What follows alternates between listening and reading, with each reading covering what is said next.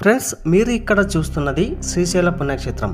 నిజానికి శ్రీశైలం అనగానే ఆ పేరులోనే ఒక పాజిటివ్ వైబ్రేషన్స్ ఉంటాయి. అయితే ఈ గుడి యొక్క గొప్పతనం ఏంటో ఇప్పుడు మనం తెలుసుకుందాం.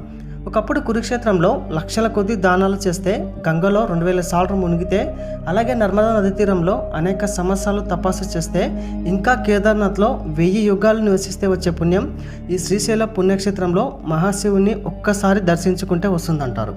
సో ఈ భూమి మీద వెలిసిన కైలాసం శ్రీశైలం పుణ్యక్షేత్రంగా చెప్పుకోవచ్చు. ఆదర్శ జ్యోతిర్లింగాలలో కూడా ఈ శ్రీశైలం నెంబర్ 1 స్థానంలో ఉంటుంది.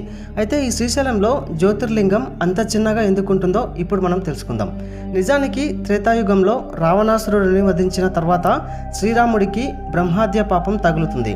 అప్పుడు శ్రీరాముడు రామేశ్వరంలోని శివలింగ ప్రతిష్టన చేసి మిగిలిన పాపం పోవటానికి శ్రీశైలాన్ని దర్శించుకునేందుకు వెళ్తాడు. అయితే శివుడి పరమ భక్తుడు రావణాసురుడు. అలాంటి భక్తుని చంపినందుకు ఆ పాపం నుంచి విముక్తి కలిగించకుండా కోపంతో శివుడు భూమిలోకి వెళ్ళిపోతాడు. కానీ అప్పటికే శ్రీరాముడు శివలింగాన్ని చూసేశాడు. అలా శ్రీరామునికి బ్రహ్మాద్య పాపం పోతుంది. అప్పటికే సగం శివలింగం భూమిలోకి పోయి ఇప్పుడు మిగిలిందే ఇలా పూజలు అందుకుంటుంది. అందుకే శ్రీశైలంలో శివలింగం అంత చిన్నగా ఉంటుంది. సో దీని గురించి మీ అభిప్రాయాన్ని కామెంట్ చేయండి. అలాగే ఇలాంటి వీడియోస్ కోసం మన ఛానల్ని ఇప్పుడే సబ్స్క్రైబ్ చేసుకొని సపోర్ట్ చేయండి. Thank you.